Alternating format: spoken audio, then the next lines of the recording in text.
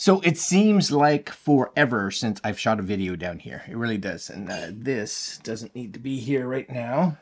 Anyways, Quadlock sent us one of their new mounts. And as you guys have or know that have watched a lot of our videos, especially motorcycle videos, we love the Quadlock gear. We have it on both our bikes. I have it in my car. Fantastic stuff. I love it. But this is a new one. This is the motorcycle brake clutch mount. So this is them right there. We have the mount and we have the vibration dampener, because if you're putting this on a motorcycle or ATV or anything like that, vibration dampener, kind of important. So we're going to take a look at what comes in the box. We'll check out their website to see what kind of price in Canadian you'd be looking at for this combo. And we're going to go mount it. I'm not sure if we'll put it on the motorcycle. I want to see if I can put it on my ATV. I think that would be good. Okay, so this is it here. I have it with the vibration dampener. So if I were to, can I get rid of this? Can I say, no, I don't want this? By itself. So this piece right here, and it's actually pretty heavy. I'm feeling like it's kind of metally because it's got some weight to it. You're looking at 79 bucks, 80 bucks, let's say 80 bucks Canadian. And then this is the vibration dampener right here. So this, when you add it, so if I say, yes, I want this, it's $25 by itself, which brings you out to $105-ish. I say ish. Yeah, it'll be probably a little bit more with taxes, right? But you spent probably, you know, $1,000 on your phone. So spending $100. And the nice thing is too, right? This is a system that you kind of buy, and then down the road when you change phones or do whatever, you literally just have to buy a new phone case, which you'd have to do anyway. And their phone cases aren't actually that expensive. So once you have this, you're good to go. So number one, let's look at the vibration dampener, because you're like, what's a vibration dampener? And I'm like, well, this stops your phone from, especially the camera, from becoming just garbage. Because a lot of us that have those little micro vibrations, and it's not the big vibrations, right? Everyone's like, oh, and I've seen people test it. They're like, look at the big vibrations. That's not what it's trying to get rid of, because that's not the issue. The issue is the micro vibrations, and it's the little ones that you and I can't really see, and it's that really little like, and what happens is the cameras in your, let's say an iPhone or an Android that have optical image stabilization are trying to counter that, and they can't, and they end up hurting the motor, and then then it all just goes in the toilet, right? So this stops that.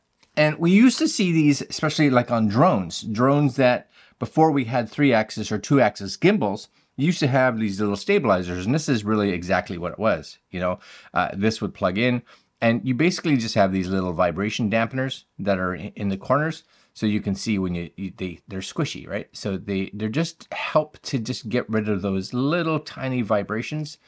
For 25 bucks, if you're buying a system like this, or any system, to be honest with you, if it comes with a vibration dampener, I would get it. Even on my Insta360 cameras that I use a vibration dampener because they provide one. It's a camera. You know, I don't want to wreck it. That camera's expensive too. It does come with a little Allen key, right? So this can mount onto whatever mount you're getting.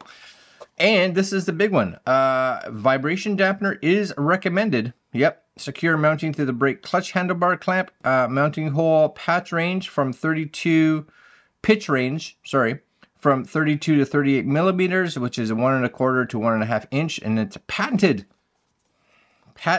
which means stuff. It means all kinds of stuff. Yeah, that's got some weight to it. I like that. It's heavy duty.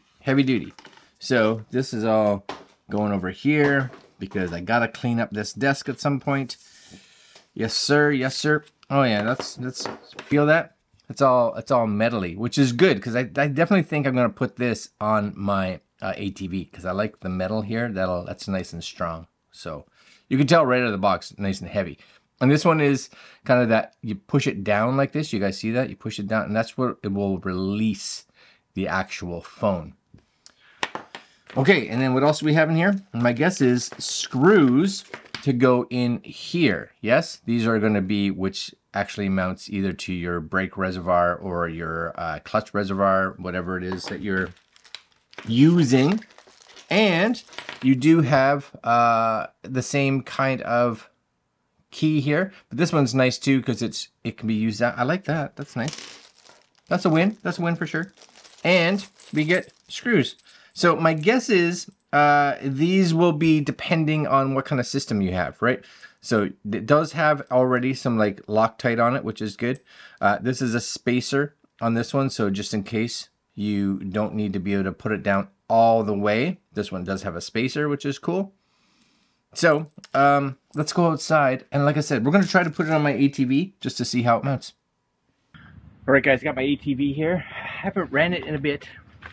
Please, it is what it is. It's got some water on it. That's got to come off. But that's okay. Mud's okay, part of the game.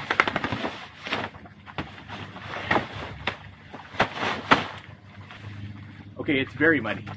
Anyways, what you will see, brake reservoir.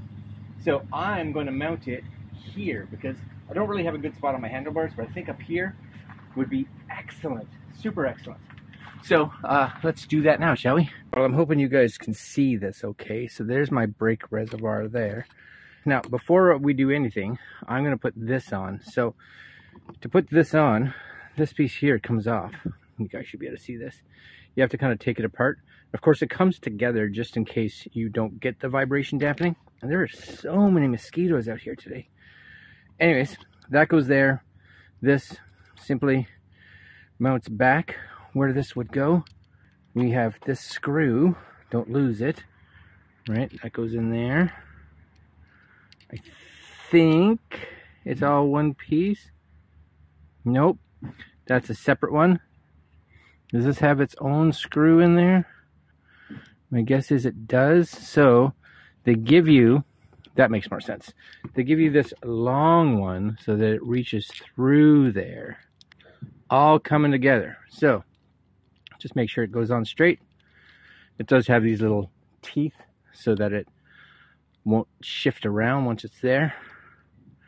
Right in there. That's not going anywhere. Excellent.